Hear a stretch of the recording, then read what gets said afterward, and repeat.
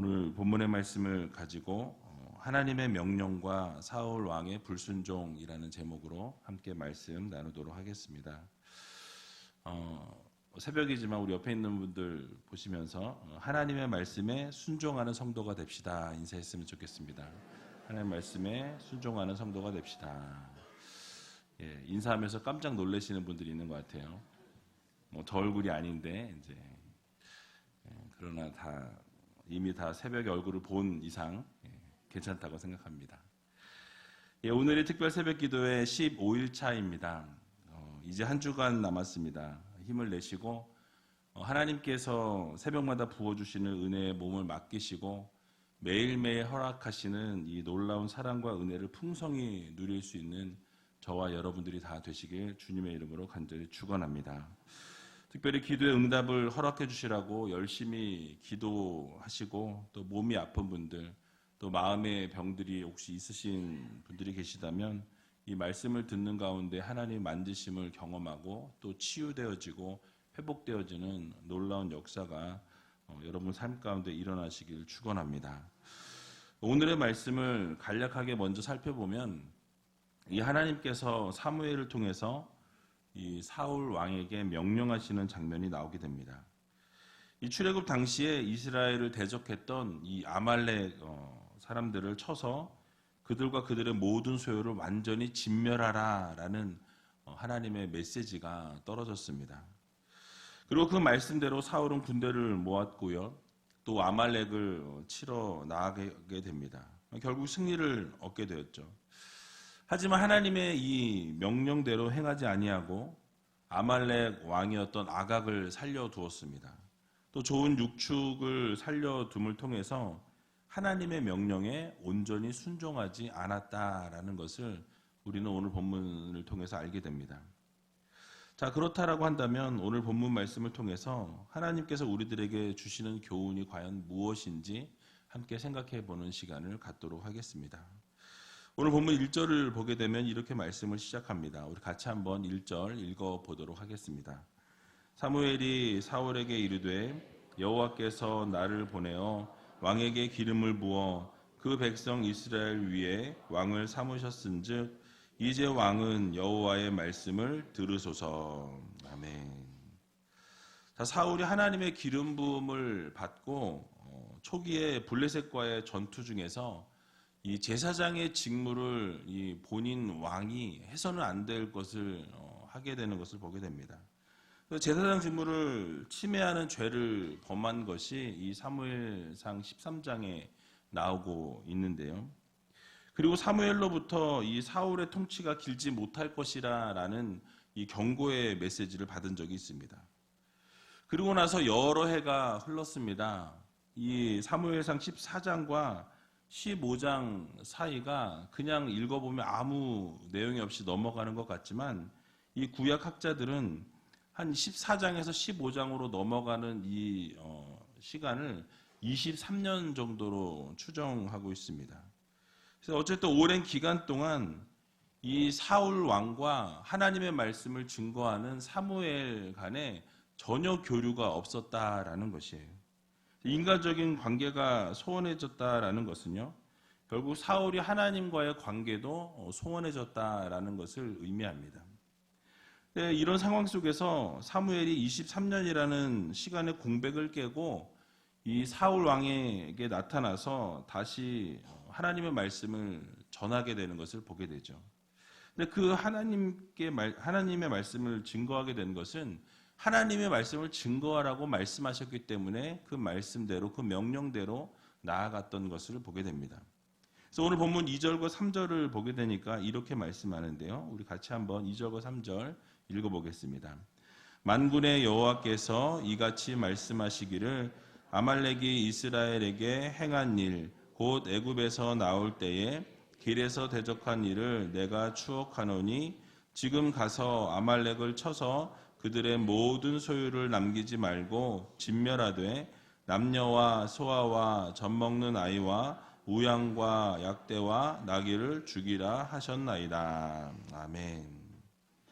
자, 하나님께서 어떤 명령을 내리셨습니까? 이 출애굽 당시 이스라엘을 대적했던 이 아말렉을 진멸하라라는 명령을 하나님께서 주시는 것을 보게 됩니다. 이 아말렉은 에서의 손자 아말렉의 후예들로서 이 유다 남부 광야 지역을 거점으로 해서 유목 생활을 하던 민족이었습니다. 그리고 또 유목 생활만 했을 뿐만 아니라 다른 민족을 상대로 이렇게 약탈을 일삼았던 호전적인 족속이었다고 합니다. 그래서 이들은 이스라엘이 출애굽을 이룬 이후에 이 르비딤에 이르게 되었을 때에 교활하게 이스라엘이 이렇게 진군하는 그 행진 가운데 이 흠이 그 뒷부분을 항상 쳐서 힘들게 하고 어렵게 공경에 빠지게 했던 족속이 바로 이 아말렉 족속이었다라는 거예요. 이스라엘에 많은 타격을 주었고 결국 이 사건을 계기로 해서 이스라엘과 원수가 되는 것을 볼 수가 있습니다. 이 얘기가 출애굽기 17장에 나와 있어요. 이 사건을 계기로 해서 하나님은 이 아말렉 사건을 모세로 하여금 책에 기록해서 영원히 후대에 남기도록 하나님께서 명령하셨습니다. 뿐만 아니라 하나님께서는 이 아말렉과 대대로 싸워서 결국 그들을 천하에서 도말해야 할 것이다 라는 것을 이스라엘 백성들에게 맹세하시는 것을 보게 됩니다. 그래서 오늘 본문을 보게 되니까 하나님께서 그 사건을 기억하고 계셨다라고 이렇게 말씀하죠. 그리고 구체적으로 명령하신 것이 바로 아말렉을 쳐서 그들의 모든 소유를 남기지 말고 하나도 남기지 말고 다 제하라 죽이라 라고 이렇게 명령하고 계십니다. 남녀와 소아와 젖먹는 아이와 우양과 약대와 나귀를 다 죽이라 라고 하나님께서 명령하셨습니다. 이 본문만 보면 하나님이 정말로 진노하셨구나, 정말로 화가 나셨구나 라는 생각을 우리가 해볼 수 있습니다. 하지만 놀라운 것은 앞에서도 언급한 것처럼 이 20여 년이 넘게 소식을 전하지 않고 떨어져 살았던 이 사무엘이 이제 이 사울 앞에 나타나 아말렉을 진멸하라는 명령을 가지고 나왔다라는 이 사실에 우리는 주목해 볼 필요가 있습니다. 여러분, 왜 이 명령을 들고 나온 것이 놀라운 일입니까? 바로 이 사무엘과 사울이 멀어지게 된 계기가 있어요. 앞에서도 잠깐 언급했지만 사무엘상 13장을 보게 되면 이 사울 왕과 블레셋, 이 이스라엘 백성과 블레셋이 전쟁을 치르게 됩니다. 전투를 앞두고 블레셋인들이 너무나 강성하고 많은 사람들이 모여 있는 것을 보고 이스라엘 군대가 흩어지기 시작했다라는 거예요. 그리고 엎친 데 덮친 격으로 사무엘의 정한 시간에 오지 않게 됩니다. 도착하지 않게 되니까 기다리다가 자신이 해서는 안 될 이 제사장 직무를 이 사울 왕이 감당했다라는 거예요. 스스로 제사를 진행하는 이 잘못을 범하게 되었다라는 것이죠. 그래서 이 일로 인해서 사무엘이 이 사울 왕의 이 왕조가 길지 못할 것이라는 하나님의 말씀에 경고의 메시지를 증거하게 되는 것을 보게 되죠. 그리고 하나님께서 사울을 버리시고 이제는 다시 하나님의 마음에 합한 자, 하나님의 마음에 맞는 자를 구해서 다른 지도자를 세우실 것이다 라는 메시지를 이 사무엘을 통해서 하나님이 말씀하십니다. 그리고 사무엘은 떠나게 됩니다. 이후에 만나지 않았다라는 거예요. 서로 교류가 전혀 없었다라는 것입니다. 연락도 없고 왕래도 없고 어떠한 교류가 없었던 이 상황 가운데서 20여 년이 그냥 흘러갔다라는 사실이에요. 그래서 다시 찾아와서 하나님의 명령을 전달했다라는 것입니다. 여러분, 과연 이 20년의 시간 동안 아무런 교류가 없다가 갑자기 와서 하나님의 말씀을 증거한 이유가 무엇이냐라는 거예요. 그 의미가 무엇인지 우리가 여기에 초점을 맞출 필요가 있다라는 것입니다. 저는 이것이 하나님께서 사울 왕에게 다시 기회를 주신 것이라고 저는 생각합니다. 첫 번째 이 하나님의 명령을 듣지 않고 그것을 통과하지 못했던 시험을 다시 통과할 수 있도록 기회를 주시는 거예요. 이것을 통해 우리가 깨달을 수 있는 것은 하나님께서 한 번 실패한 자들에게 무조건 그들을 심판하는 것이 아니라 다시 재기할 수 있는 기회를 늘 주시는 하나님이시다라는 것을 우리는 깨달을 수 있는 것입니다. 그래서 하나님께서는요, 우리를 너무나 사랑하셔서 실패하고 쓰러지고 넘어져 있는 우리들에게 그냥 그대로 내버려 두시고 심판하는 하나님이 아니라 다시 재기하고 일어서서 하나님 말씀대로 순종하기를 원하셔서 그 다시 재기의 기회를 주시는 하나님이시다라는 것을 교훈해 줍니다. 여러분, 그렇습니다. 우리 하나님께서는 그의 백성들이 실수했다고 이 단칼에 물을 자르듯이 그렇게 버리시는 분이 아니시다라는 사실이에요. 여러분, 하나님께서 우리가 연약하여서 실수할 수밖에 없는 존재라는 것을 누구보다도 잘 아시는 분이 우리 하나님이십니다. 그래서 하나님께서는요, 우리가 하나님 뜻을 따르지 못하고 이 실족하는 죄를 지었을지라도 즉시 우리를 심판하시기보다는 다시 한번 기회를 주시고 다시 한번 재기할 수 있도록, 일어설 수 있도록 하나님께서 도우시는 분이라는 사실을 여러분 모두 믿으시기 바랍니다. 그래서 이스라엘 역사를 보게 되면요, 언제나 하나님 편에서는 신실하셨습니다. 의로우셨어요. 날마다 그 약속을 한 번도 변개치 않으시는 하나님이셨다라는 말씀이에요. 그러나 언제나 인간 편에서 죄를 저질렀고 이 범죄하였고 하나님과의 약속을 어겼던 것을 우리는 볼 수 있다라는 것입니다. 그럼에도 불구하고 늘 기다리시고 회개케 하시고 돌이키는 기회를 주시는 것을 볼 수 있다라는 말씀이죠. 그래서 예레미야 18장 8절의 말씀을 보게 되면 하나님께서 이렇게 말씀하십니다. 우리 같이 한번 읽어보겠습니다. 만일 나의 말한 그 민족이 그 악에서 돌이키면 내가 그에게 내리기로 생각하였던 재앙에 대하여 뜻을 돌이키겠고. 아멘. 자, 무엇을 말씀하고 있습니까? 우리가 악으로부터 돌이키고 회개하면 하나님께서 그 재앙을 내리기로 했던 그 모든 것에서부터도 어떻게 하신다? 돌이키신다라는 거예요. 그 재앙을 내리시지 않겠다라고 하나님은 분명히 우리들에게 약속의 말씀을 주셨습니다. 또 출애굽기 32장 14절에도 보게 되면 여호와께서 뜻을 돌이키사 말씀하신 화를 그 백성에게 내리지 아니하시니라 라고 말씀하고 있습니다. 그러니까 하나님께서 분명히 징계할 일이 있으셔서 징계하기로 마음먹고 그 뜻을 정하셨는데, 만약에 우리가 회개하고 돌이키면 하나님 말씀 앞에 엎드려 부복하고 부르짖으며 회개하게 될 때에 하나님께서 반드시 우리의 삶에 다시 한번 기회를 주시는 하나님이시라는 사실을 여러분 모두 믿으시기 바랍니다. 그래서 하나님께서는 화를 내시기로 작정하셨지만 또 우리가 회개하고 돌이키면 하나님께서도 그 뜻을 돌이켜서 우리를 용서해 주시고 우리를 싸매어 주시는 하나님이심을 여러분 모두 믿으시기 바랍니다. 즉 이스라엘 백성들이 하나님만 섬기도록 다시 기회를 주신 것처럼 우리에게도 동일하다라는 거예요.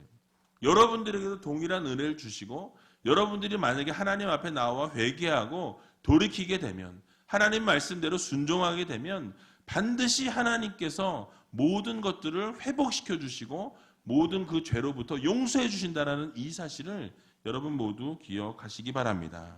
그래서 우리의 삶을 돌아볼 필요가 있어요. 여러분, 우리는 얼마나 자주 넘어지는 사람들입니까? 얼마나 자주 실패하는 삶을 살아가는 사람들이냐라는 거예요. 만약 그때마다 하나님이 우리를 심판하시고 우리에게 만약에 재앙을 내리셨다면 여기에 한 분도 앉아 있을 분이 없다라는 것입니다. 그럼에도 불구하고 우리가 이 자리에 나와서 하나님 앞에 설 수 있는 이유는 우리가 때로는 실패하고 넘어지고 죄를 저질렀음에도 불구하고 결국 다시 기회를 주시고 우리를 일으켜 세우시는 하나님이 계시기 때문에 우리는 이 자리에 나올 수 있는 것입니다. 날마다 죄를 짓고 날마다 하나님 앞에 범죄하고 하나님이 기뻐하시지 않는 일들을 행할지라도 하나님 존전에 나와서 다시 부르짖고 엎드리고 눈물로 회개하고 돌이키게 되면 하나님께서는 반드시 우리들을 용서하시고 다시 우리를 회복시켜 주신다는 이 사실을 여러분들 모두 믿으시기 바랍니다. 그러므로 혹시 이 자리에 앉아 계신 분들 가운데 실패하였을지라도 또 낙심할 상황이 있을지라도 우리가 낙심하지 않을 수 있는 이유는 결국 하나님께서 재기할 수 있는 기회를 주시는 하나님이심을, 전능하신 하나님이심을 여러분 모두 믿으시기 바랍니다. 회개하는 가운데 우리는 인내하는 삶을 살아가야 한다라는 거예요. 하나님께서 그리고 그런 상황 가운데서 기회를 주시면 우리는 그 기회를 잘 활용할 줄 아는 성도들이 되어야 한다라는 것입니다. 여러분, 사울은 하나님께서 다시 한번 재기할 수 있는 기회를 주셨지만 그 기회를 선용하지 못하는 것을 보게 됩니다. 결국 또 범죄함을 통해서 하나님의 경고하심 그대로 그는 버리심을 받게 되는 것을 보게 됩니다. 여러분, 그러나 다윗은 어땠습니까? 다윗은 훗날에 여러분이 잘 아시는 것처럼 범죄했습니다. 근데 범죄함에도 불구하고 하나님께서 기회를 주실 때 그는 돌이켰다라는 거예요. 하나님 앞에 회개했습니다. 부르짖었다라는 거예요. 그래서 그렇게 회개하고 돌이킴을 통해서 하나님께서 결국 다윗을 이스라엘의 가장 위대한 왕으로 남게 되는 것을 우리는 볼 수 있다라는 사실이죠. 그러므로 사랑하는 우리제일교회 성도 여러분, 우리는 때로 하나님의 말씀에 불순종할 때가 있습니다. 하나님 말씀대로 살지 못할 때가 있다라는 사실이에요. 그러나 하나님께서 만약에 우리에게 돌이킬 수 있는 기회를 주시고 하나님이 회개하라고 말씀하실 때에 그 기회를 놓치지 말고 붙잡고 날마다 하나님 앞에서 나와 부르짖고 회개하고 돌이킬 줄 아는 믿음의 성도님들이 다 되시기 바랍니다. 그래서 날마다 하나님 앞에 돌이키심으로 하나님 앞에 감사와 찬송과 영광을 올려드리는 삶을 살아가는 저와 여러분들이 다 되시길 주님의 이름으로 간절히 축원을 드립니다.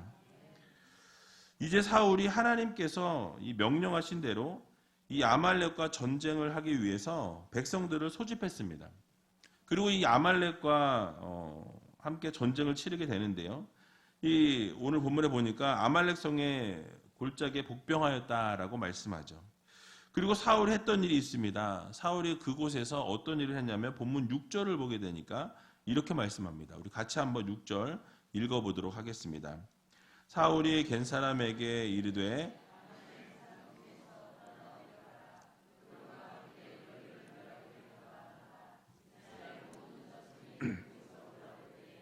너희가 그들을 선대하였느니라.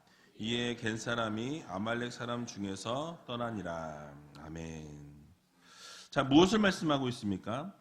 사울 왕이 바로 이 아말렉을 응징하기 전에 아말렉 족속의 이 지경에 살고 있었던 이 겐 사람들을 그 지역에서부터 떠나라라고 이렇게 명령하는 것을 보게 됩니다.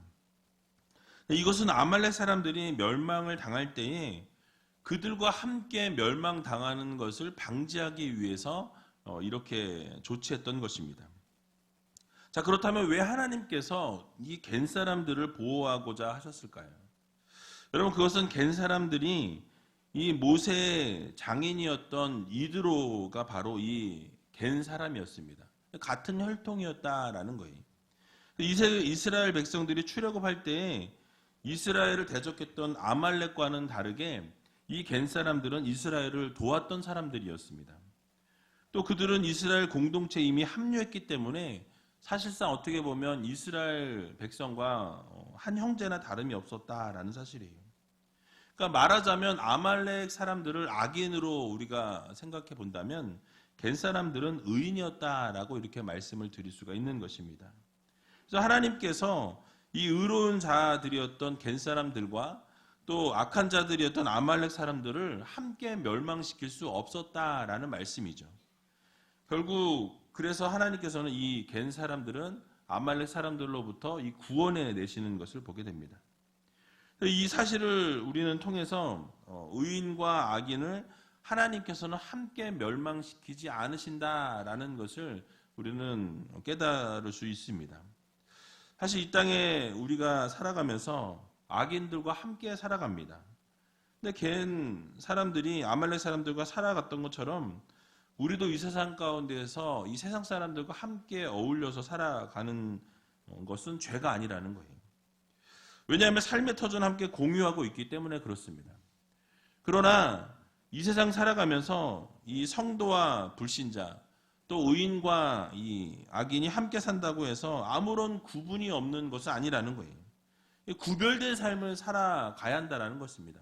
세상 사람들과 동일하게 똑같이 살아가는 우리가 아니라 하나님이 원하시는 대로 하나님이 기뻐하시는 삶을 온전히 살아 올려드리는 성도들이 되어야 한다는 것이죠.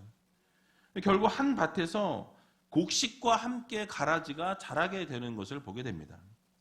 그러나 그 둘은 분명하게 구분이 되어진다라는 사실이에요.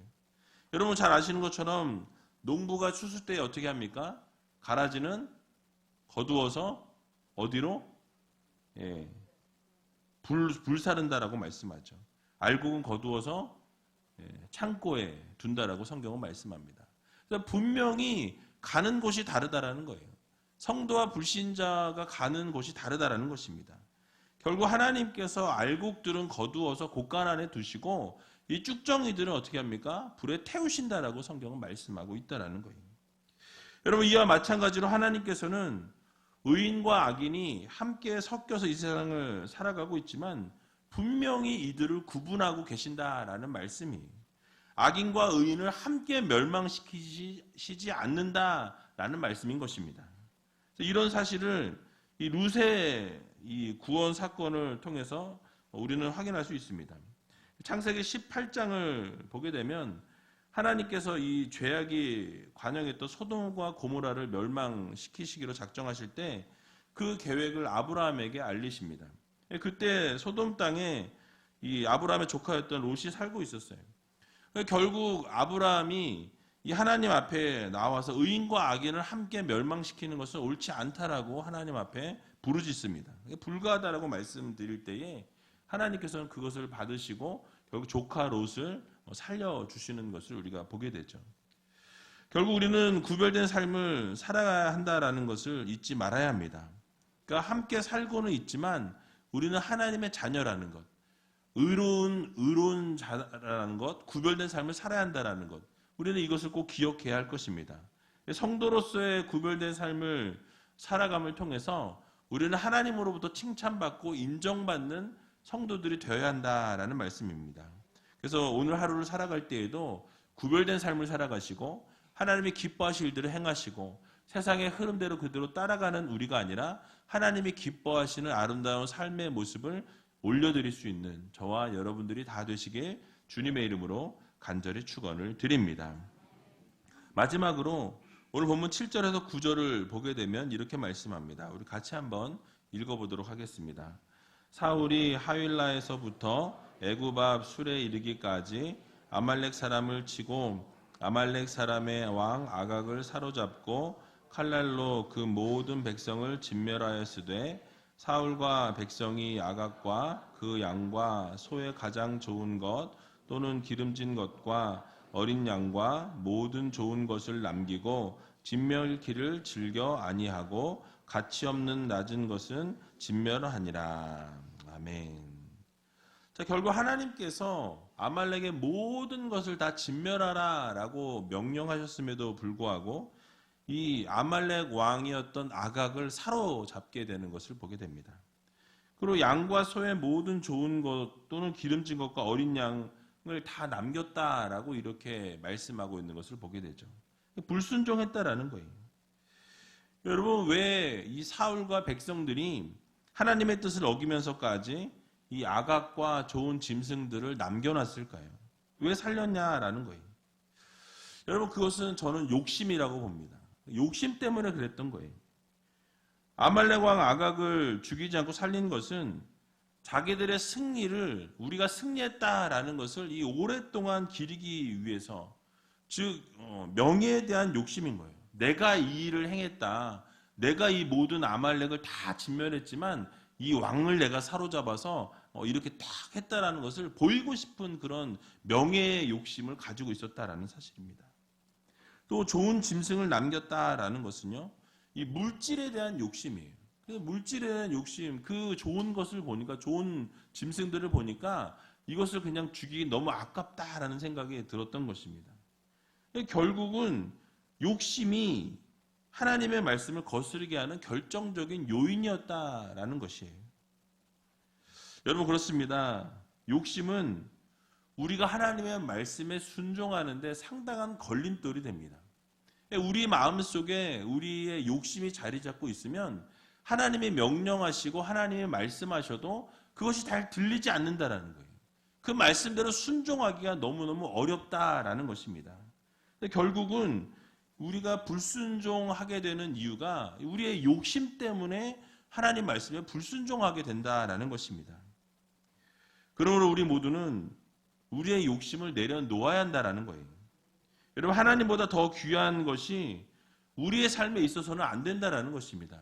그래서 하나님 제일주의로, 예수 우선주의로 살아가야 한다라는 거예요.